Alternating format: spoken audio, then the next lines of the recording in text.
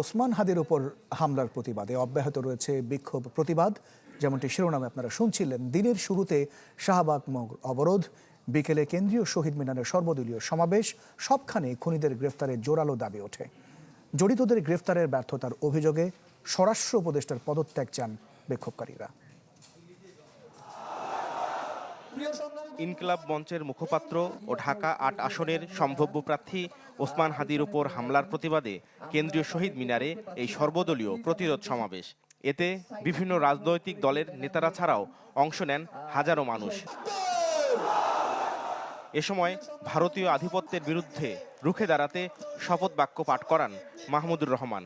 ভারত বাংলাদেশের বিরুদ্ধে ইতিমধ্যে যুদ্ধ ঘোষণা করেছে। বাংলাদেশের স্বাধীনতা সার্বভৌমত্বের প্রশ্নে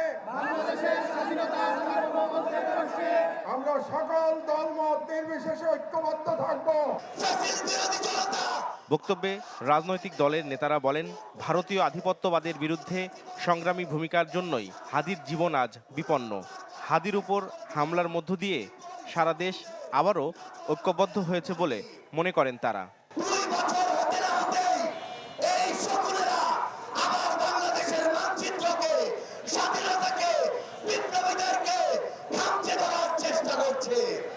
হাদির মৃত্যু নাকি একটি বিচ্ছিন্ন ঘটনা। এই স্পাইনলেস মেরুদণ্ডবিহীন ইলেকশন কমিশনার, আমরা এমন একটি বিচ্ছিন্ন ঘটনা তোমার সাথে যেন ঘটে সেটির অপেক্ষায় থাকলাম। হার্টের যত্নে বিশ্বসেরা ক্যানোলা তেল এখন বাংলাদেশে।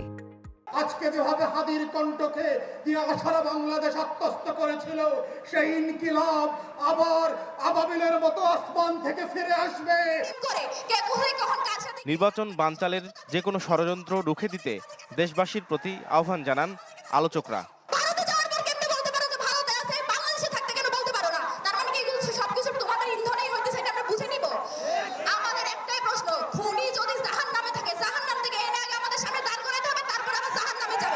ভারতের এমন বিন্দেশীদের যারা স্বার্থ রক্ষা করবে তাদের অনিরাপদ থাকতে দেওয়া যাবে না।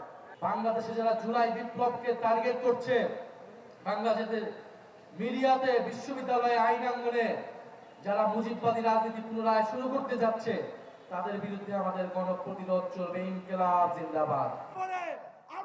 এ সময় হাদির উপর গুলি চালানোকে বিচ্ছিন্ন ঘটনা হিসেবে মন্তব্য করায় সিইসির বক্তব্যের তীব্র সমালোচনা করেন নেতারা। একই সাথে স্বরাষ্ট্র উপদেষ্টার পদত্যাগও দাবি করেন। পুনরায় প্রতিষ্ঠিত করার জন্য যারা বিভিন্ন কলা কৌশলে কাজ করছে তাদেরকে চিহ্নিত করে বাংলাদেশে কোথাও তাদেরকে কথা বলার সুযোগ দেওয়া যাবে না। আজকে কেন্দ্রীয় শহীদ মিনারে বাংলাদেশ একত্রিত হয়ে বলছে, বাংলাদেশের জাতিসত্তা অখণ্ডতা রক্ষার জন্য মৃত্যুবাহীন চেতনার অতন্ত্র প্রতীক হচ্ছে ওসমান হাদি। এদিকে ওসমান হাদিকে হত্যা চেষ্টার সাথে জড়িতদের গ্রেপ্তারে ব্যর্থ হওয়ায় স্বরাষ্ট্র উপদেষ্টার পদত্যাগের দাবি জানান ডাকসু নেতারা। ডাকসু থেকে মিছিল নিয়ে ঢাকা বিশ্ববিদ্যালয়ের ছাত্র সংসদের নেতাকর্মীরা সচিবালয় ঘেরাও করতে যান। পরে তাদের পক্ষ থেকে কয়েকজন স্বরাষ্ট্র উপদেষ্টার সাথে বৈঠক করেন। গুলির ঘটনায় জড়িত প্রত্যক্ষ পরোক্ষ সবাইকে দ্রুত আইনের আওতায় আনার দাবি জানানো হয়। আইন শৃঙ্খলা পরিস্থিতি দৃশ্যমান পরিবর্তন না দেখাতে পারলে স্বরাষ্ট্র উপদেষ্টা, আইন উপদেষ্টা এবং পররাষ্ট্র উপদেষ্টাকে পদত্যাগ করতে হবে। একই ইস্যুতে শাহবাগ অবরোধ করে বিক্ষোভ করে জাতীয় ছাত্র শক্তি। আর মধুর ক্যান্টিনে সংবাদ সম্মেলনে দুর্বল আইন শৃঙ্খলা পরিস্থিতির দায়ে স্বরাষ্ট্র উপদেষ্টার পদত্যাগ দাবি করেন ছাত্র অধিকার পরিষদ। নাফিউল ইসলাম লিংকন, চ্যানেল 24, ঢাকা।